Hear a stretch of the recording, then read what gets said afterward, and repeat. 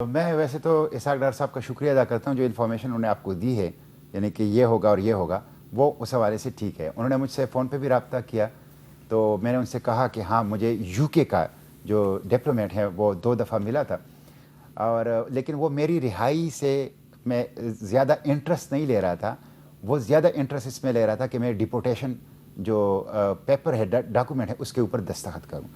मुझे 2 दफ़ा इसराइली जज के सामने पेश किया गया। उसने भी मुझे कहा कि तुमने वार्निंग के बावजूद एक्टिव कम्बैट जोन में दाखिला किया है और इसराइली कानून की खिलाफ वर्जी की है। मैंने जज से भी कहा कि मेरे बाबाई कौम और मेरी रियासत और मैं इसराइल को मानता ही नहीं हूँ। मैं इस डिपोटेशन पेपर पे दस्तखत नहीं कर सकता। मुझे डिप्लोमेट ने कहा कि आपको ये नया चार्जशीट देंगे जराइम की और आपके हड्डियाँ गल जाएंगी इस जेल में, आप इस पे दस्तखत कर लें। 70% लोगों ने दस्तखत किए। मैंने कहा जो 70% लोगों ने किए उनके डिप्लोमेटिक रिलेशन हैं, मेरी नहीं है। मैं मानता ही नहीं हूँ इस स्टेट को, एक नाजायज़ रियासत है।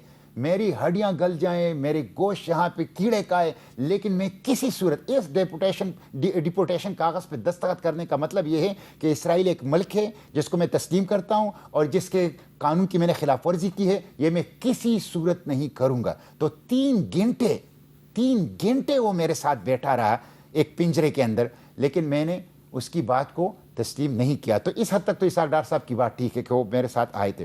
बाकी जहाँ तक जॉर्डन की बात है, जॉर्डन ने सिर्फ ये किया है कि बाई रोड हमें रिसीव कर लिया है। हमारी रिहाई का असल क्रेडिट यूरोप के अवाम को जाता है।